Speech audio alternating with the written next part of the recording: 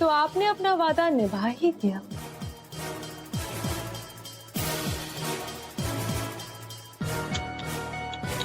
किस मिट्टी के बने हुए हैं आप अपने ही सीने से अपना दिल निकालकर किसी और को देना चाहते हैं। मुझे तो समझ ही नहीं आ रहा कि आप इतनी बड़ी कुर्बानी क्यों देना चाहते हैं। खैर, मैं बस इतना जानती हूँ कि मैं आहिल जी के दिल में सनम को पाने की हसरत दोबारा नहीं आने दे सकती। इसलिए आपने आगे कुछ भी सोचा हो, मैं उससे कामयाब नहीं होने दूंगी। Really? मोहब्बत किसी से नहीं डरती।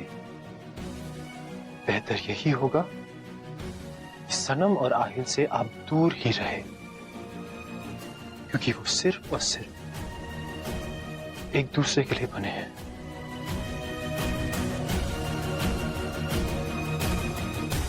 जो चीज बनती है वो टूट भी जाती है, जो मिलते हैं वो जुदा भी होते हैं। आहिल और सनम भी जुदा होंगे। पूरा एपिसोड देखिए ZEE5 पर।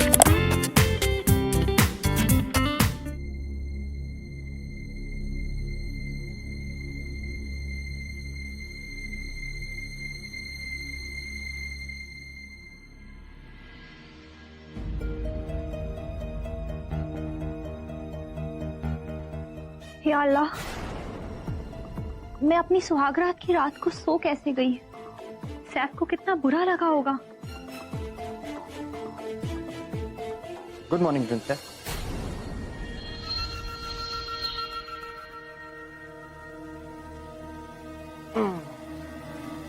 कैसा फील कर रही हो?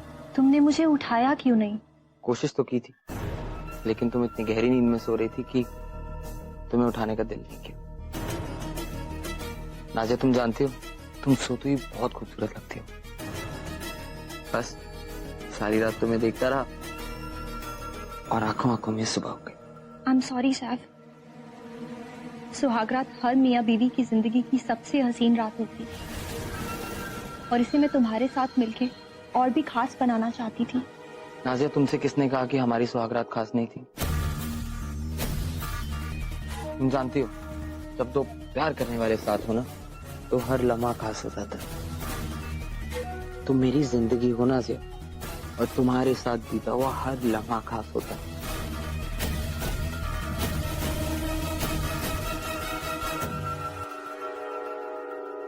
या अल्लाह, आहिल भाईजान ने बिल्कुल सही कहा था।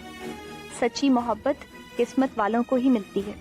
तेरा लाख लाख शुक्र है कि तूने मुझे सैफ के जैसा शौहर दिया। या अल्लाह, तेरा लाख लाख शुक्र है कि तूने मुझे नाजिया जैसी बेवकूफ बीवी दिया। यहाँ नाजिया आपा की खिदमत में लगी रहेगी और मैं अपनी अय्याशियों में।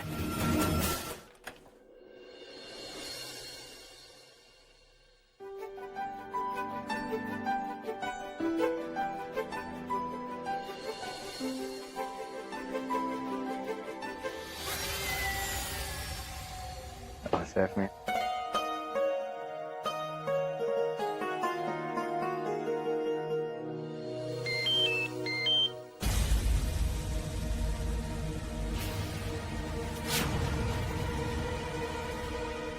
हेलो, हाँ बोलो, क्यों फोन किया तुमने? आपको आगाह करने के लिए फोन किया है। जिस आदमी ने आपका नकली पासपोर्ट बनाया था, उसे पुलिस पकड़ने वाली थी। पुलिस से बचाने के लिए हमें उसे जान से मारना पड़ा। ऐसा लगता है कि कोई इंसान आपके पीछे हाथ धो के पड़ा है। आपकी हकीकत दुनिया के सामने लाने के लिए कुछ ज्यादा ही जल्दी है उसे।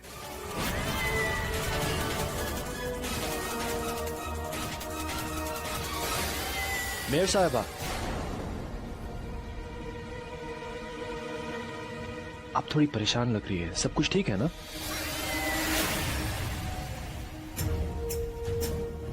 लगता है अभी अभी आपको फोन पे काफी बुरी खबर आई है। खबर और भी बुरी हो सकती थी। अगर वो आदमी मर नहीं जाता ना तो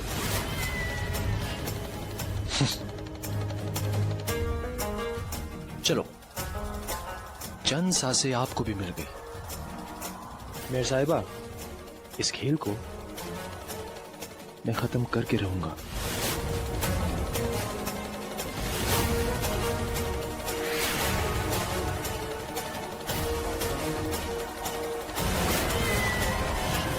आपके मर्ज की दवा है मेरे पास। समझे?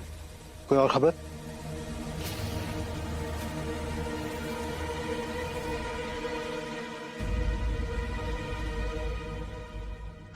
अल्लाह,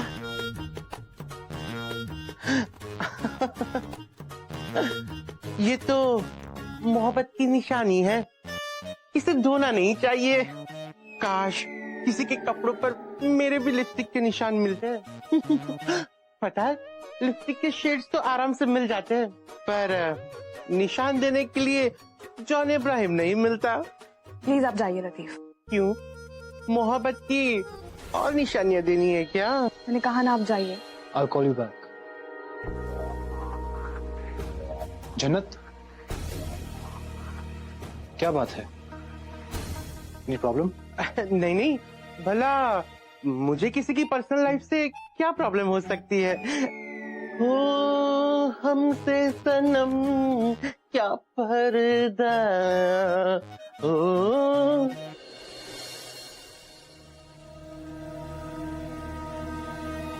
जन्नत,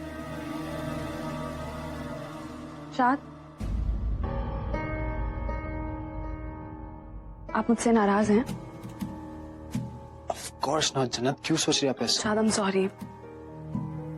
पता नहीं कैसे मेरी आंख लग गई। मैं कब सो गई मुझे पता ही नहीं चला। जन्नत, प्लीज प्लीज, आपको माफी मांगने की या बुरा महसूस करने की कोई जरूरत नहीं है। आपने कुछ भी गलत नहीं किया।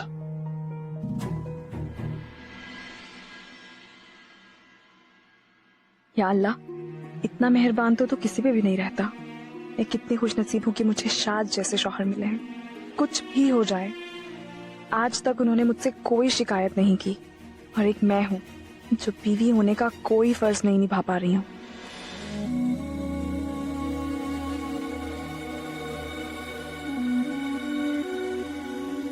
या अल्लाह, रमजान के मुकद्दस महीने में तो तू हर इंसान को सही राह दिखाता है।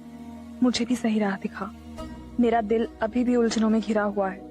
मैं अपने शौहर शाद के साथ एक नई जिंदगी शुरू करना चाहती हूँ, लेकिन न जाने क्यों बार बार मेरे दिल में एक गैर मर्द का ख्याल आ जाता है।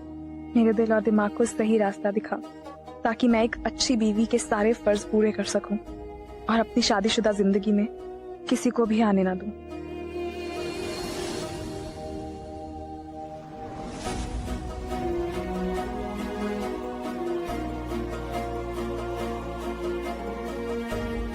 रमजान के इस पाक महीने में मैं जरा शुक्रिया अदा करना चाहता हूँ मौला, तूने मेरी दुआ कबूल की है। ये तेरी इनायत है कि आज सनम फिर से मेरी बीवी है। सच्चाई ज्यादा दिनों तक छुप नहीं सकती। अगर तेरा करम हुआ तो मैं रमजान के बाद सनम को सब कुछ बता दूंगा और वो हमेशा हमेशा के लिए मेरी हो जाएगी। तब तक मेरी मोहब्बत को ताकत दे मौला कि वो अपनी सनम की पूरी शिद्दत से इंतजार कर सके।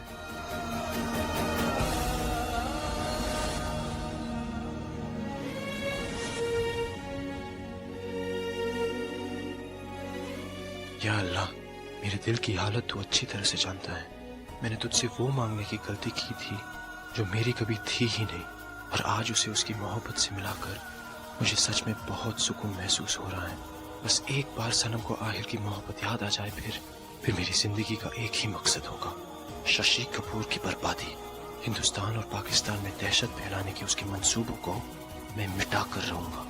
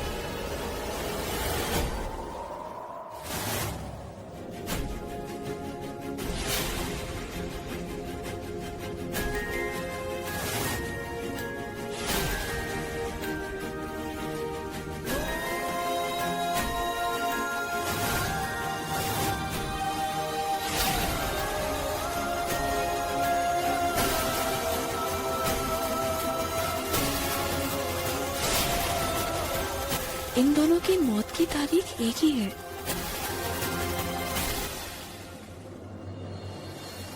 जी सुनिए।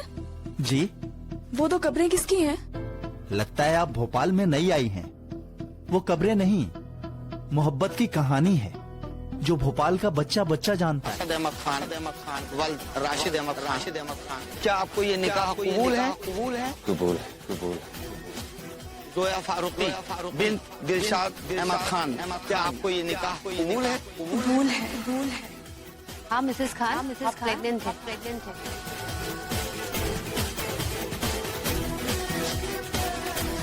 मुझे यकीन नहीं हो रहा ये सब आपने किया है। आपको तो मेरी कदर नहीं, पर मेरे होने वाली बेबी को उसके पापा की कदर जरूर होगी। प्लीज मिस्टर खान, सिर्फ आपका बेबी नहीं, हमारा बेबी।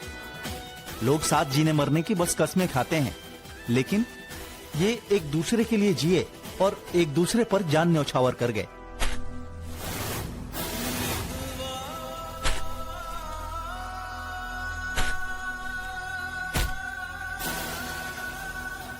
ये एक पाक जगह है, लोग यहाँ बड़ी उम्मीदें लेकर आते हैं। लतीफ प्लीज मेरी मदद कीजिएगा।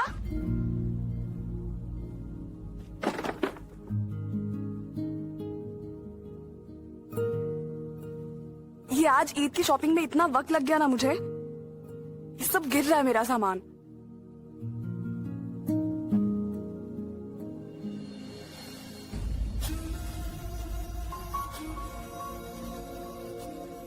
देखिए मुझे, आप दीजिए मुझे, मैं मैनेज कर लूंगी। देखिए मुझे आपकी हेल्प की जरूरत नहीं है, मैं मैनेज कर लूंगी। छोड़िए, देखिए आप रहने दीजिए। छोड़िए।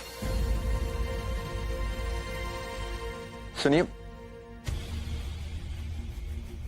देखिए मैं जानता हूं हम दोनों के बीच कुछ गलतफहमियां हुई है, लेकिन प्लीज मुझे थोड़ा सा वक्त दीजिए। आपको आपके सारे सवालों को जवाब मिल जाएगा। तो लीजिए आप अपना वक्त, किसने रोका है आपको? ढूंढिए अपने सवालों के जवाब। ना तो मेरा कोई सवाल है और ना ही मुझे कोई जवाब चाहिए।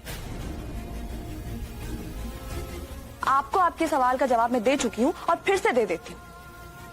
मैं शादीशुदा हूं मिस्टर इब्राहिम, और आपकी आंखों के सामने मेरा दोबारा निकाह हुआ शाद से।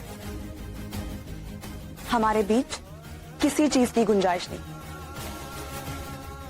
गलत फहमी की भी नहीं।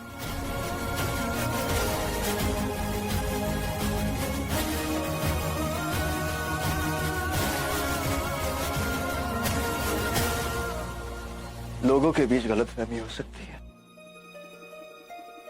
लेकिन मौला, तूने जो मेरे लिए तकदीर लिखी, मैं जानता हूं कि वो कभी गलत नहीं हो सकती। मैं जानता हूं कि कल सब कुछ ठीक हो जाएगा। I believe in you. दिखा दे अपना करिश्मा मौला, दिखा दे अपने बंदों पर अपना करिश्मा।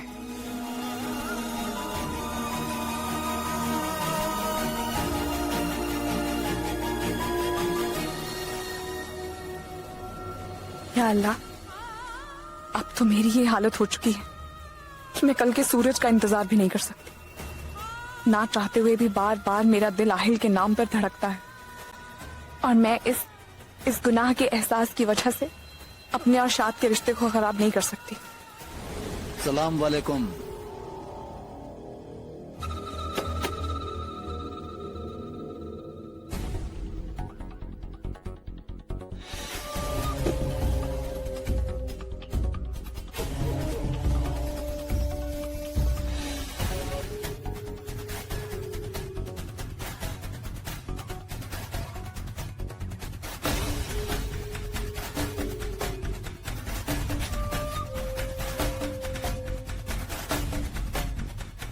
वल्लाह, अब हिंदुस्तान में मुलाकात होगी।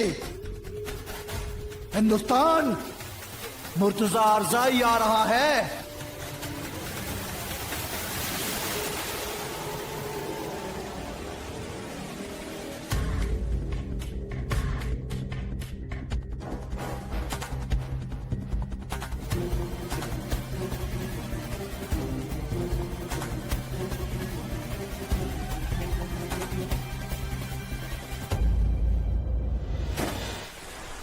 जिस दिन का हमें बेसब्री से इंतजार था, बस वो दिन अब आने वाला है। हम हिंदुस्तान को इतने जख्म देंगे कि उसके निशान मिटाए नहीं मिटेंगे। हम इतने अटैक्स करेंगे कि किसी मुल्क में भी इतने अटैक्स नहीं हुए होंगे। बस आप सब ये समझ लीजिए, हम सब का ख्वाब पूरा होने वाला है। इंशाअल्लाह, इंशाअल्लाह, इंशाअल्लाह। इंशाअल्लाह। हाँ, कुछ डिटेल्स हैं जो मुझे आप सबको बतानी है, तो आप लोग ध्यान से सुनिएगा। ये देखिए,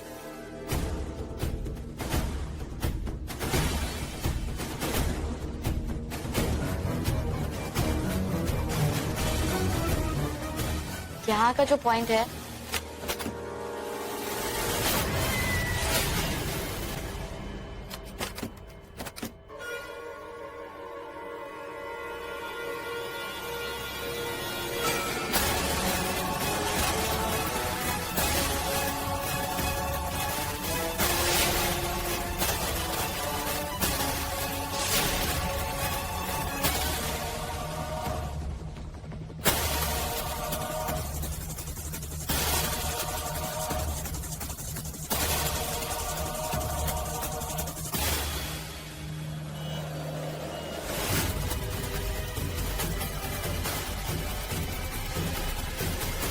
मुझे उम्मीद है कि आप लोगों को मेरी बात सब समझ में आ गई, और अगर कुछ नहीं समझ आए तो आप लोग मुझसे दोबारा पूछ सकते हैं।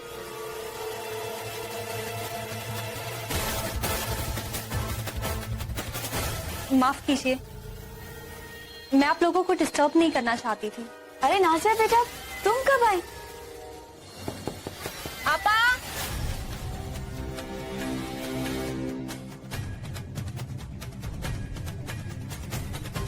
आपा, आ जाओ नाज़िया बेटा, आ जाओ। आपा। हाँ बेटा। आहिल भाईजान ने हमें रंगते ईद के जश्न के लिए घर बुलाया है। अरे वाह नाज़िया बेटा, ये तो बहुत अच्छी बात है, हम जरूर जाएंगे। जी आपा।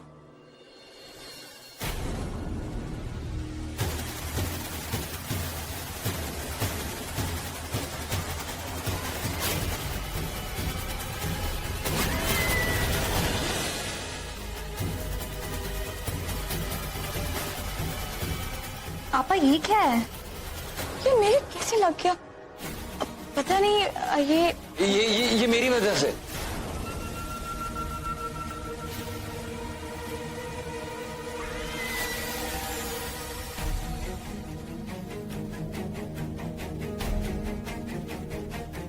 वो मैं सहरी नहीं कर पाया था ना, इसलिए रोजा नहीं रखा। तुमने रोजा नहीं रखा, लेकिन आपा के चेहरे पे ये कैसे आया? नाज़िया, मैं जानता था कि मेरे रोजा न रखने की बात से तुम नाराज हो जाओगी, इसीलिए तुम्हें छुप कर खा रहा था, लेकिन वहां आपा ने मुझे देख लिया और आपा मुझसे नाराज होने लगी।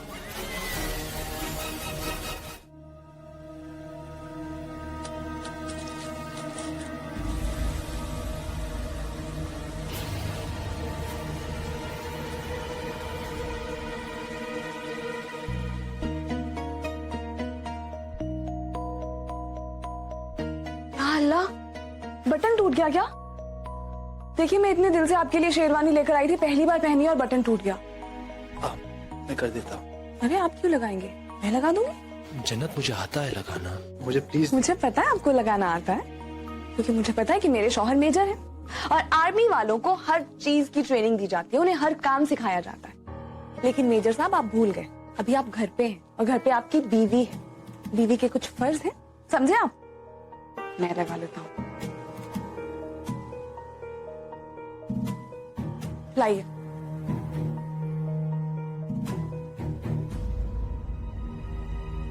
मैं कर लेता हूँ जन्नत, मैं आपको शाद, मैं भी आपसे कह रही हूँ, शाद ये छोटी छोटी चीजें होती हैं जिनसे जिंदगी में खुशियां आती हैं। शौहर और बीवी एक दूसरे के करीब आते हैं। अब आप देख लीजिए, खुद की एग्जाम्पल ले लीजिए। आप एक अच्छे शौहर की तरह मेरी हर खुशी का और मेरी हर जरूरत का ख्याल रखते हैं।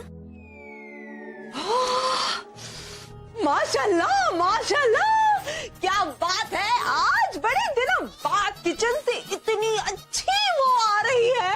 वो क्या? वो जो ऐसे ऐसे सूंघते हैं ना वो, ओह, बदबू। मुझे कमबख्त मारी। वो जो अच्छा अच्छा सूंघते हैं वो खुशबू। आज बड़े दिनों बाद किचन से इतनी अच्छी खुशबू आ रही है। बिल्कुल। या अल्लाह, तुम्हारी पुदीने की चटनी कोई एक बार खा लेना तो मरकर भी उसका जायका ना भूले। तुम्हें पता है तुम्हारे खालू, वो तो दीवाने थे तुम्हारी पुदीने की चटनी के। खालू कौन है? इनसे तो मैं कभी नहीं मिली।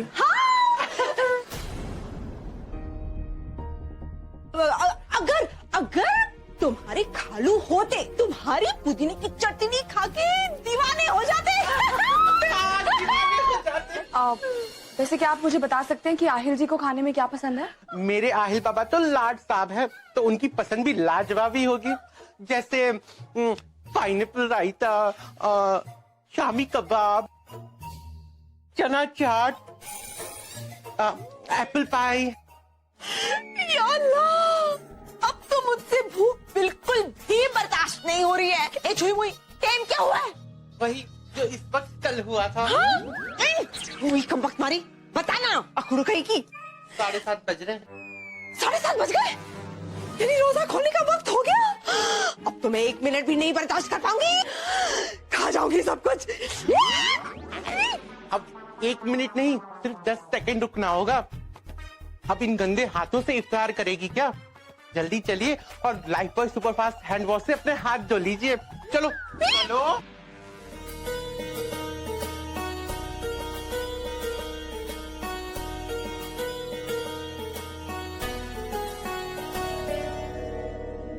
यकीन नहीं हो रहा है, आज सारा खाना मेरी पसंद का बना है। यकीन नहीं हो रहा है? अरे अरे, आज तो जन्नत ने वाकई तुम्हारी पसंद का ही सब कुछ बनाया है। आज आखिरी इफ्तार है ना।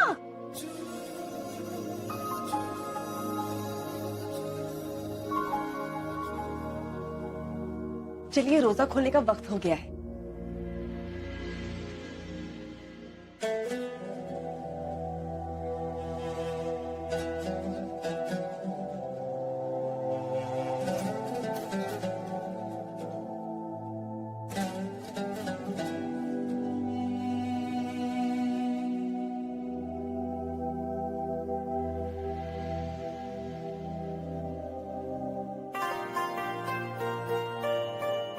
आहिल जी, मैं आपसे कुछ कहना चाहती हूँ। जी। इस दुनिया में ऐसे बहुत कम लोग होते हैं जो पहले अजनबी होते हैं, फिर दोस्त बन जाते हैं, और फिर वो दोस्तों को अपने घर में अपनों से बढ़ के रखते हैं। मैं और शाद इतने दिनों से यहाँ रह रहे हैं, आपने हमें कभी किसी चीज की कमी नहीं महसूस होने दी। बहुत बार हमें लगता था जैसे हम अपने ही घर में रह रहे हैं। क्योंकि आज आखिरी रोजा था, तो मैंने सोचा कि मैं लफ्जों से तो आपका शुक्रिया अदा नहीं कर सकती, इसलिए मैंने आज आपकी पसंद की सब चीजें बनाई हैं। आप इतनी फॉर्मल क्यों हो रही है? ऐसी बात क्यों कर रही है? आपको बहुत जल्द पता चल जाएगा।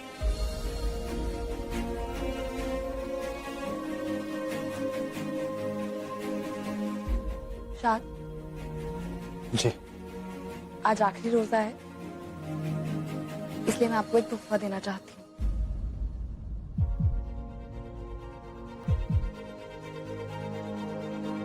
ये लीजिए।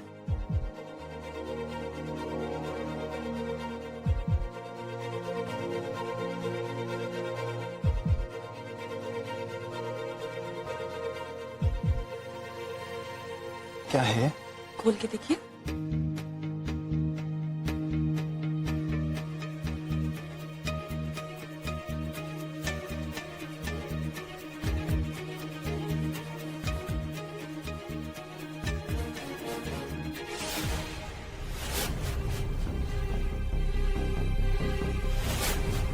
बेगम ताइबा, ये कैसी जगह है? बेगम साहिबा।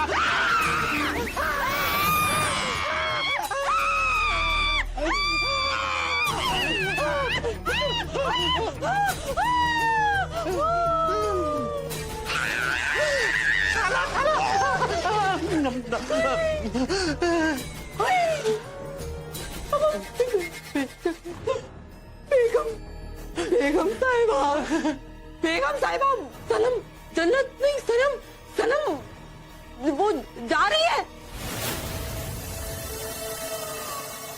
जा रही है मतलब वो पाकिस्तान जा रही है। आज रात हमेशा हमेशा के लिए नहीं, वो नहीं जा सकती। ऐसा नहीं हो सकता, तुम ऐसा नहीं होने दोगी। आपको तो खुश होना चाहिए। इतने दिनों से आप मेरे आहिल बाबा से उनकी मोहब्बत को दूर करने की कोशिश कर रहे थे। आज तो अल्लाह ने आपकी दुआएं कबूल कर ली।